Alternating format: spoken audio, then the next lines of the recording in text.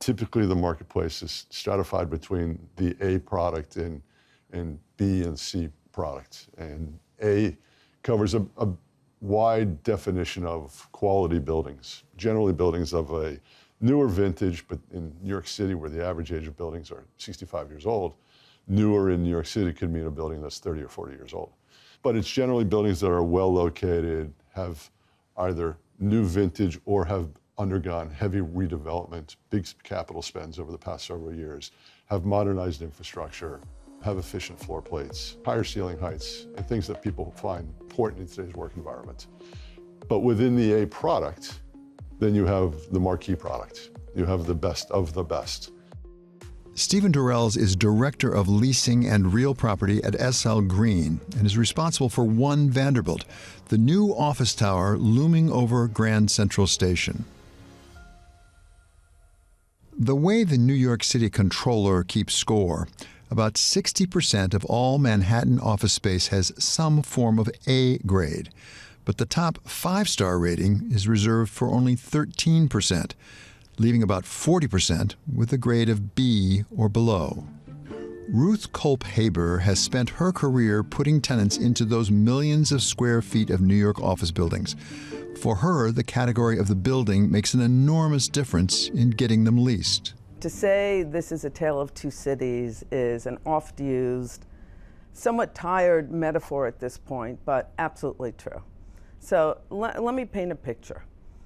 You have the A buildings, such as One Vanderbilt, Hudson Yards. One Vanderbilt, 1 block from Grand Central. The building's full. It just opened during the pandemic. $200 a foot in rent is the last deal they did there.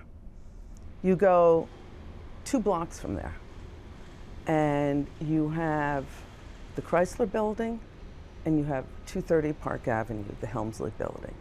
These are icons of New York City real estate. These are the grand dames of New York City office buildings. Both of these buildings are in default on their mortgages and are a good percentage empty. So that is what I would call a tale of two cities. One Vanderbilt falls squarely in the premium marquee category based on location and amenities.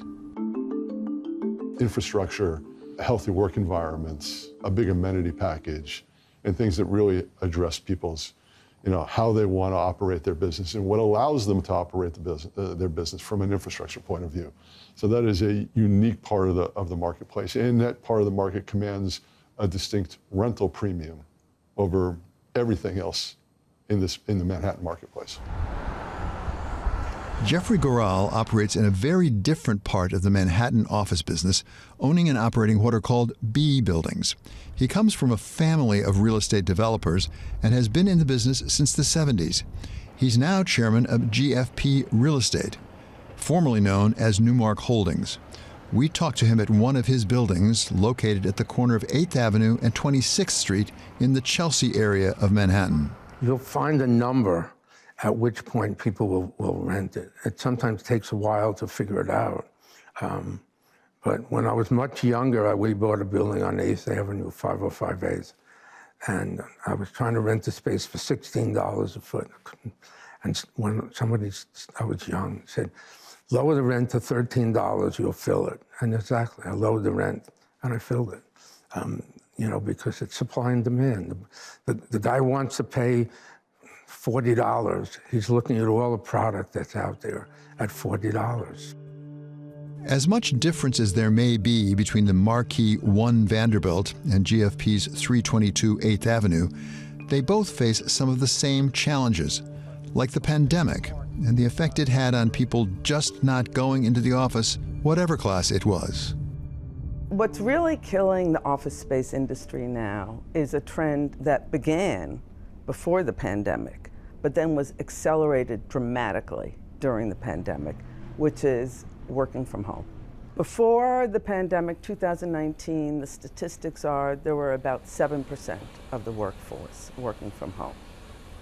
But once the pandemic started, and then now we're at about 28%. So it's a 4 times increase. And it's had a huge impact on the office space market. The pandemic was brutal because people just stayed home. You know, everybody stayed home. I stayed home. Luckily, the government did this program where they allowed companies to apply for a loan, and they could only use it for rent, insurance, and to pay their employees. So, and then eventually the loan would be forgiven for the most part. So that helped us enormously because the guy, legally, they couldn't put the money in the pocket. They had to use it to pay rent. So that kept us in business. And then gradually, when the COVID, you know, people started to come back to work, initially 2 or 3 days a week. Now it's, you know, like our company is 4 days a week. But the seismic shock of the pandemic still didn't keep SL Green from opening its One Vanderbilt in the middle of the shutdown. You opened, actually, during the pandemic in 2020. Did that change your plan at all? It didn't. It certainly gave us a few moments of pause as to what it meant for the real estate market, what it meant for Manhattan overall. The grand opening of One Vanderbilt, it's the recovery. But we were actually designated a critical building to Manhattan because a lot of our tenants were financial service tenants that were signed up during the construction period. So when we opened up, we were 60% leased at that point in time. And we literally cut the tape and opened the doors for businesses in September of 2020. So just as the world started to awaken coming out of pandemic. And I think, you know, lesson learned, there was even a new appreciation for this location in this building coming out of the pandemic, largely because of its convenience to transportation, where if you think back how people, they don't want there used to be the commute, the inconvenience of commute, and then all of a sudden it was, I really don't want to do a 2-leg commute, get on the subway after I've come off a train from my suburban home. So the proximity to Grand Central made it even that much more desirable, but also the focus on a healthy workplace environment. Clearly, all of our tenants went through some period of reflection as to whether or not they were going to have some element of a hybrid work environment or some portion of their employees would permanently work from home. Another challenge shared by Marquee and B office buildings alike is the need to get financing, which means real sensitivity to interest rates. There's no doubt it is tremendously difficult to capitalize new construction in today's world. There's only a handful of players in New York City that have the financial resources to really have access to capital, have a balance sheet where they can bring their own resources to bear. It is rarefied air to find developers who have that capacity to skill set to build, ability to assemble sites, access to capital, and really have the vision in order to come up with a design that meets the market and anticipates the changing market as the years go by. And that sensitivity to rates gives a big advantage to those able to borrow less. People like Jeff Gural, who was able to buy his B buildings at affordable prices years ago and resisted the temptation to leverage up when rates went so low. I think we bought for $5.5 million. And the reality is that the tech guys would rather be in Soho, Chelsea, Tribeca, the Village. So those are the buildings we own because we weren't rich enough to buy the glass buildings. So we're in pretty good shape. It's just, you know, you got to have the money and you got to not be over leveraged. It's a simple business. If you have too much debt, you're screwed. So what sort of leverage do you typically see in an office building? I think typically I've been through so many ups and downs. You learn, don't get greedy. It's very tempting to borrow too much. Right now, my favorite buildings are the ones that have no debt because I don't have to think about it. Fortunately, I was smart enough to see the handwriting on the wall, and I took all the buildings that were low leveraged and refinanced at the beginning of 2020. So I have a lot of 10-year loans at 3.5%, 3.75%. In the end, though, it's not about how well financed the building is. It's about providing a space that makes people want to work there, something One Vanderbilt was designed specifically to do.